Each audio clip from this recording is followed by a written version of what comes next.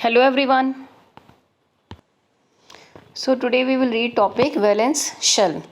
So what is the meaning of this? आप जब भी किसी एटम को लेते हो और इसकी इलेक्ट्रॉनिक कॉन्फ़िगरेशन आप लिखते हो, ठीक है। फॉर एग्जांपल मैग्नीशियम, इसका एटॉमिक नंबर कितना है 12, ठीक है। तो इसकी इलेक्ट्रॉनिक कॉन्फ़िगरेशन कैसे लिखोगे? फर्स्ट शेल में कितने आएंगे 2, 8 देन 2। तो अब देखो इसमें कितने शेल हैं, ये तो है न्यूक्लियस। फर्स्ट शेल में कितने 2, सेकंड में 8, थर्ड में कितने हैं 2। तो देखो लास्ट वाला शेल कौन सा है, थर्ड या सेकंड? आप क्या बोलोगे थर्ड। तो उसे क्या बोला जाता है वैलेंस शेल, यानी जो आउटरमोस्ट शेल है उसे ही क्या बोलोगे वैलेंस शेल। क्लियर। तो मैग्नीशियम का जो आउटरमोस्ट शेल था क्या था वो थर्ड। उसके बाद आप बोलोगे सपोज मैंने एक एग्जांपल ले लिया कार्बन, इसका एटॉमिक नंबर कितना है 6। कैसे डिवाइड करोगे 2, 4, पहला शेल सेकंड शेल, तो इसके अंदर टोटल कितने शेल हैं 2। तो लास्ट शेल कौन सा है सेकंड, ठीक है। So this is called valence shell. So next topic is valence electrons. तो अभी आपने देखा वैलेंस शेल क्या होता है, आउटरमोस्ट शेल। इसी तरह से वैलेंस इलेक्ट्रॉन्स क्या हो जाएंगे, जो आउटरमोस्ट शेल में इलेक्ट्रॉन्स प्रेजेंट है। तो कार्बन का भी आपने किया था, एटॉमिक नंबर 6 है 2, 4।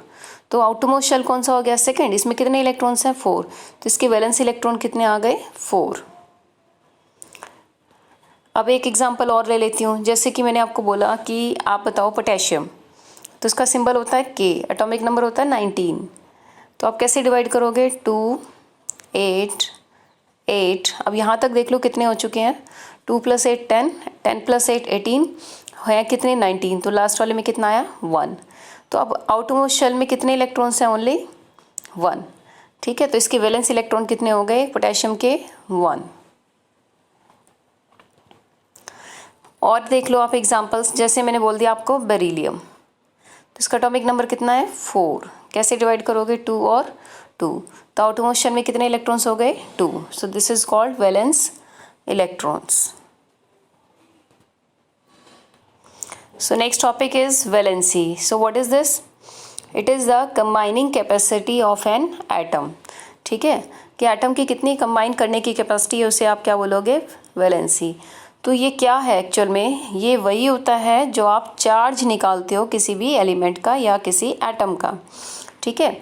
तो देखो सपोज मैंने आपको लिया एग्जाम्पल कार्बन, एटॉमिक नंबर कितना है 6। आप कैसे डिवाइड करोगे 2, 4। इसे या तो 0 बनाओ या फिर 8 बनाओ।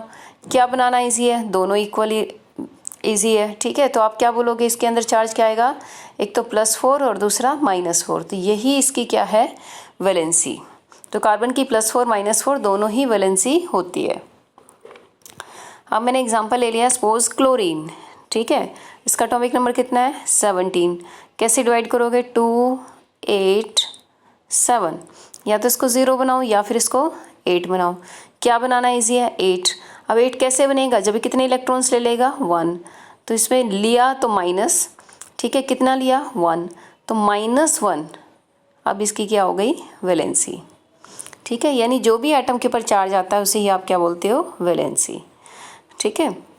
अब जैसे मैंने एक एग्जांपल ले लिया बोरोन, इसका एटॉमिक नंबर होता है 5। कैसे डिवाइड करोगे 2, 3, ठीक है। इसे या तो 0 बनाओ या फिर 8। तो 0 बनाना इजी है क्योंकि 0 इसके ज़्यादा नज़दीक है। तो क्या आएगा इसका +3। अब ये 3 इलेक्ट्रॉन्स लूज़ कर देगा, लूज़ करने के लिए साइन आता है प्लस।